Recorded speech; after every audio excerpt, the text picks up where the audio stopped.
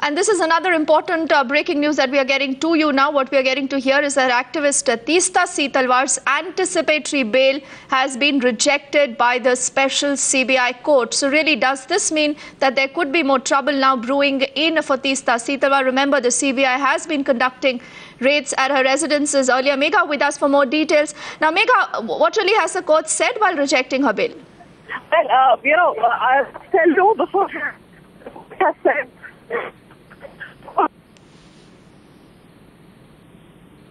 Megha, we are just going to fix that audio with you and come back to you. Let's quickly recap this big breaking news that we are getting to our viewers right now.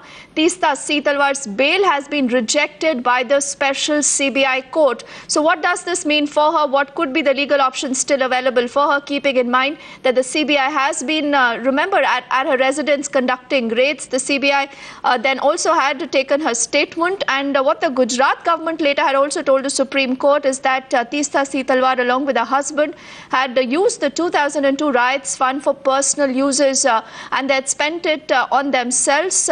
But this could be a significant development that we are getting to you on this case now, where her anticipatory bail has been rejected. So what really could happen now? Megha will be with us in just a bit to take us through what could be the first reaction coming in from the CBI and what really have been the grounds on this anticipatory bail being rejected. But the question that we are also asking then, does her arrest seem imminent? Could that be some serious trouble brewing for her, considering that her anticipatory bail now has been rejected by the special CBI court? Megha is with us. Yes, Megha, what more you can tell us about what happened in the court? I can tell you, it's important that we understand at this point in time that the special CBI court did bar the journalists from taking down notes while this order was being dictated.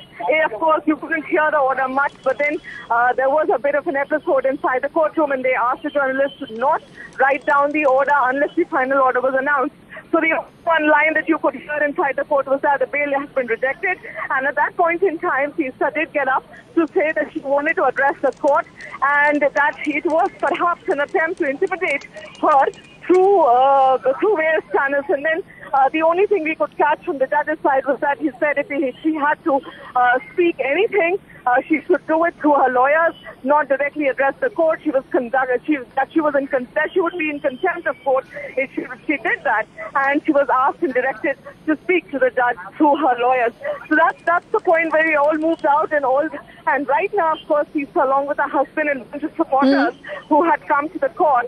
They have all left the court. Now, right now, it is unclear as to whether the CBI is going to make any attempt to take her in custody, because there was this bit of an argument, a very brief one from the side of her lawyers, where they said that she has protection ready from the Supreme Court and that she cannot be arrested at this point in time. But we do not know right now what is the status of this particular case in terms of, where the investigative agencies does stand on this particular issue.